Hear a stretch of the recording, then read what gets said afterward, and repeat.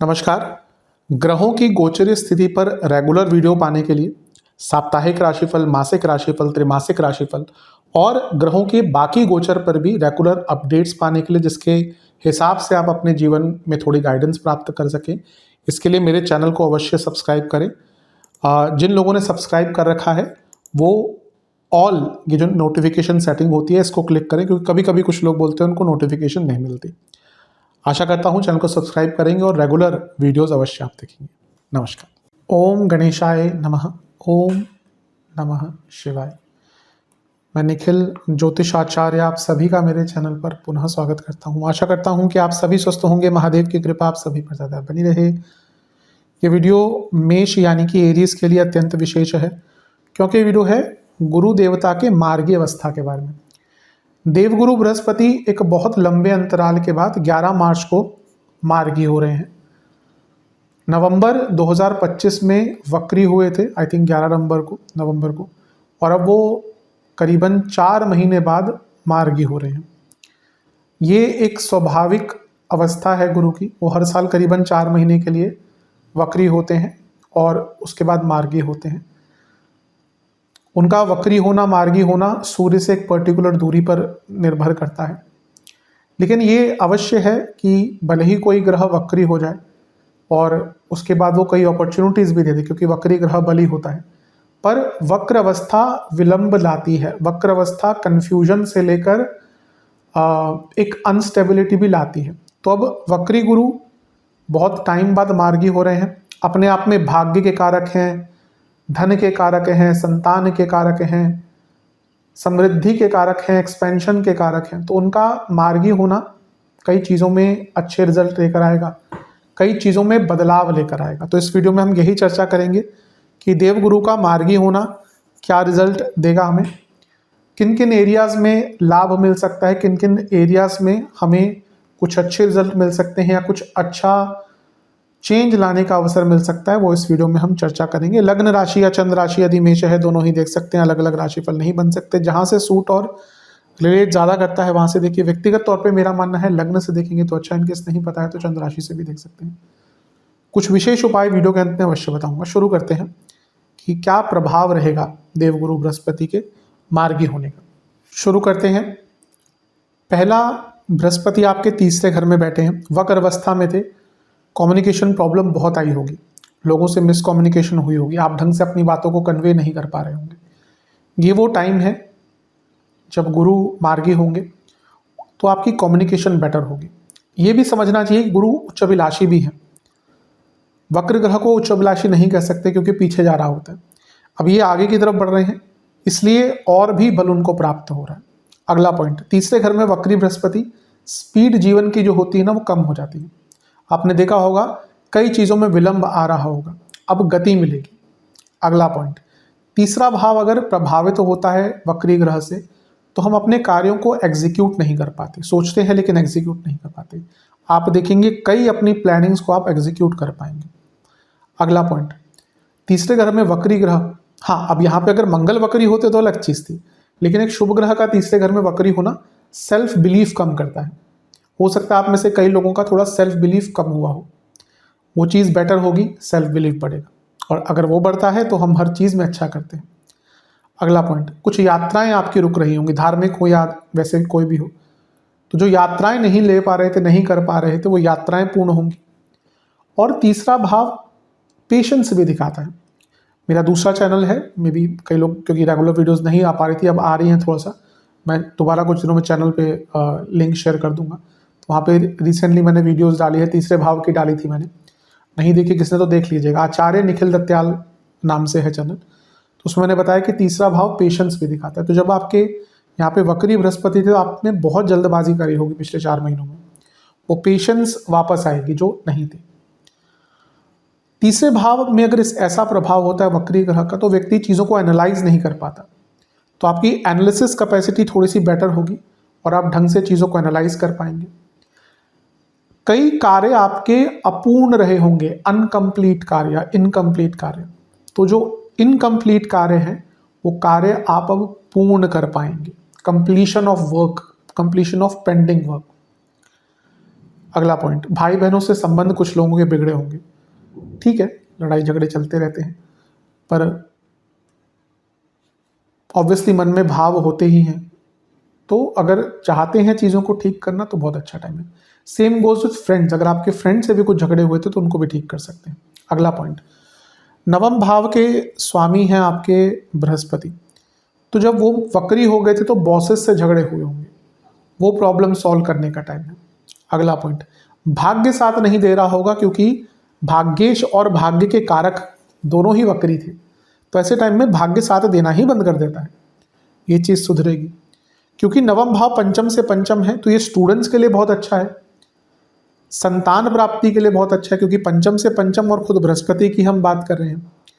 और सबसे बड़ी बात है, पंचम और पंचम से पंचम के स्वामी बृहस्पति वक्री थे, तो क्या होता है ना कि हमारा कंसंट्रेशन बिगड़ जाता है। आप में से कई लोगों को कंसंट्रेशन की प्रॉब्लम पिछले कुछ महीनों में आई होगी, कंसंट्रेशन ठीक होगा। अगर आपके अपने पिताजी से संबंध बिगड़ गए थे तो वो चीज़ें भी ठीक करने का समय है। और अगर आप कोई धार्मिक क्रिया या धार्मिक अनुष्ठान नहीं कर पा रहे थे या धर्म से संबंधित चीज़ें नहीं कर पा रहे थे, तो उसको पूर्ण करने का भी सबसे सुंदर टाइम है। नवम भाव के स्वामी आपके वक्र थे तो स्टेबिलिटी नहीं रहती। नवम भाव स्टेबिलिटी दर्शाता है, इसमें कोई दो राय नहीं है, शास्त्रों में कहा गया है इस चीज़ को, नाड़ी शास्त्र में तो स्पेशली कहा गया है। तो अगर देखिए अर्थ क्या है, अगर आपका भाग्य अच्छा है तो जीवन स्टेबल रहेगा। भाग्य साथ दे रहा है तो आपके बने बनाए काम जो बड़े बिगड़े हुए काम है वो भी बन जाते हैं। भाग्य नहीं साथ देता तो बने बनाए काम बिगड़ते हैं, वरना तो आपको कहीं ना कहीं से आपकी नैया पार हो जाती है। इसलिए नवम भाव अगर अच्छा है, अब जैसे किसी के नवम में शनि है, ऐसा नहीं कि उनको भाग्य से, लेकिन उनका भाग्य थोड़ा लेट साथ देता है। अधिकतम अगर नवम में शनि है आपके, आप 30-35 के बाद ही सफलता छूते हैं, लेकिन उसके बाद वो सफलता जाती नहीं। तो इसलिए नवमेश का मार्गी होना स्टेबिलिटी लाएगा। अगला पॉइंट, हायर स्टडीज जो करते हैं बच्चे, जो प्रॉब्लम्स आ रही थी वो सॉल्व हो पाएंगी। और अगर आपके पिताजी को भी कुछ, उनका भी कोई काम अटक रहा था तो वो भी यहाँ पे पूर्ण किया जा सकता है। और सबसे बड़ी बात है कि आपकी बहुत प्रैक्टिकल अप्रोच हो जाएगी, प्रैक्टिकल सोच हो जाएगी, क्योंकि ये भाव पंचम से पंचम भाव है। चलते हैं अगले पॉइंट की तरफ। 12वें घर के स्वामी भी हैं आपके बृहस्पति, तो उनका मार्गी हो जाना, यानी कि खर्चे जो आउट ऑफ कंट्रोल हो चुके थे, नियंत्रण ही नहीं था खर्चों पर, वो खर्चे अब वापस कंट्रोल में आएंगे। विदेश के जो आपके काम अटक रहे थे वो पूर्ण होंगे अभी 12वें घर के कारण। और 12वां भाव छठे से सप्तम है, कुछ लोन संबंधित कार्य आपके अटक रहे थे, लोन नहीं मिल रहा था, आप लोन ट्रांसफर कराना चाहते थे या कुछ और भी लोन से संबंधित आपके काम थे, वो पूर्ण हो सकते हैं। 12वें घर के स्वामी का मार्गी होना ये इंडिकेट करता है कि लेट्स से कि आपको कोई हेल्थ इशू था और उसकी दवाई नहीं काम कर रही थी। कभी कभी होता है कि कोई प्रॉब्लम होती है लेकिन आप मेडिकेशन भी ले रहे हैं पर वो मेडिकेशन वर्क नहीं करती। यहाँ पे वो टाइम है कि आप में भी अगर ऐसी सिचुएशन में है, सबके लिए नहीं है ये, अगर आप ऐसी सिचुएशन में है कि आपकी डिजीज़ जो भी है उसके लिए आप जो दवाई ले रहे हैं वो काम नहीं कर रहे, तो थोड़ा अगर बदलते हैं मे बी डॉक्टर में भी इलाज, तो आपको उसका कोई अच्छा सॉल्यूशन मिल सकता है। 12वें घर के स्वामी का वक्री होना इनसिक्योरिटीज भयंकर उत्पन्न करता है, तो आप में से बहुत लोगों के अंदर इनसिक्योरिटीज आई होंगी, वो दूर होंगी। स्लीप प्रॉब्लम, आप में से कई लोगों को नींद से संबंधित दिक्कत आई होगी, अब वो प्रॉब्लम भी थोड़ी ठीक होगी। और 12वें घर के स्वामी का वक्री हो जाना हेल्थ इशू दिखाता ही है, तो पिछले 4 महीनों में मेंटल हेल्थ हो, फिजिकल हेल्थ हो, डिस्टर्बेंस रही होगी, अब वो जो डिस्टर्बेंस है वो दूर होगी। 12वां भाव के स्वामी वक्री, वो भी कहाँ थे, तीसरे घर में। आप लोगों में से कई लोग वैकेशंस का प्लान बना रहे होंगे, लेकिन कुछ लोग नहीं जा पाए होंगे, तो अगर आप वैकेशन जाना चाहते थे, छुट्टी पे जाना चाहते थे, बहुत अच्छा टाइम है। अब आते हैं देवगुरु बृहस्पति की दृष्टियों की तरफ। बृहस्पति की दृष्टि एक है सप्तम भाव पर, तो ये विवाह जिनका नहीं हो पा रहा था, वक्री बैठे थे, तो कई लोगों की बात अटकी गई होगी, उनके लिए अच्छा है। बिजनेस के लिए बहुत अच्छा है। और प्रमोशन जिनकी अटक गई थी, आप में से कई लोगों की प्रमोशन भी अटक गई होगी, वो प्रमोशन यहाँ पर दोबारा आपको मिल सकती है। रिकॉग्निशन की बात हो या जीवन में स्टेबिलिटी की बात हो, दोनों ही चीजें आएंगी। बृहस्पति की एक दृष्टि रहेगी नवम भाव पर, जहां पर शनि की दृष्टि भी रहेगी, तो आपका नवम भाव तो डबल एक्टिवेट हो गया काल और भाग्य के द्वारा।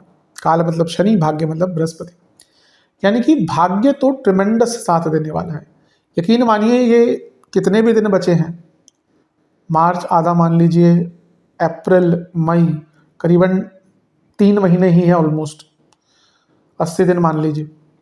ये भाग्य इतना साथ देने वाला है ना, अगर आपने उसमें कर्म अपने लगा दिए, आपको कोई आगे बढ़ने से रोक ही नहीं सकता। और क्योंकि 12वें घर का स्वामी तीसरे भाव में बैठकर नवम भाव को देख रहा है, तो ये बड़ा चेंज भी लाता है, बड़ा चेंज लाने का एक इंडिकेशन है। बृहस्पति की एक दृष्टि रहेगी 11वें भाव पर, यहाँ पे राहु भी बैठे हैं, तो ये एक्सपेंशन दिखा रहा है आपको अपने जीवन को एक्सपैंड करने का। ये फिर से कहूँगा ट्रिमेंडस ग्रोथ। बृहस्पति एक्सपेंशन, 11वां भाव एक्सपेंशन, राहु एक्सपेंशन। जो काम रुक गए थे ना आपके, आप में से कई लोग एकदम ना उनके प्लान एकदम धरे के धरे रह गए होंगे फरवरी पिछले साल के अंत से। मैं तो कंसल्टेशन ले रहा हूँ, मेरे को पता ही है कई लोगों के काम अटके हैं, कई लोग बिजनेस स्टार्ट करना चाह रहे थे, नहीं हो पा रहे थे, कई लोग के विवाह की बातें विलंबित हो गई, कई लोग बिजनेस कर रहे हैं बहुत टाइम से सोच। अभी रिसेंटली एक मेरे क्लाइंट है, उनको मैंने बोला, आई थिंक दिसंबर में ही बोला था कि अभी थोड़ा सा टाइम वेट कर लीजिए, कुछ ऐप वगैरह का उनका दिक्कत आ रही थी।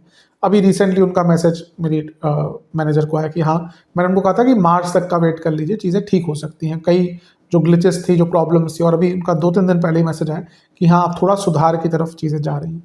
तो अब कई एरियाज़ में जो आपको चीज़ें रुक गई थी, ठहर गई थी, स्टेगनेट हो गई थी, उसमें लाभ मिलेगा। तो ये, और दूसरा 11वें भाव पे प्रभाव, करियर हो, बिजनेस हो, धन से संबंधित कोई भी कार्य हो, उन सब में आपको लाभ देगा। बृहस्पति का प्रभाव सप्तम पर भी है, मैं बात बताना भूल गया। मैरिड लाइफ में अगर प्रॉब्लम भी आ रही थी तो उनको भी ठीक करने का मौका आपको प्राप्त होगा।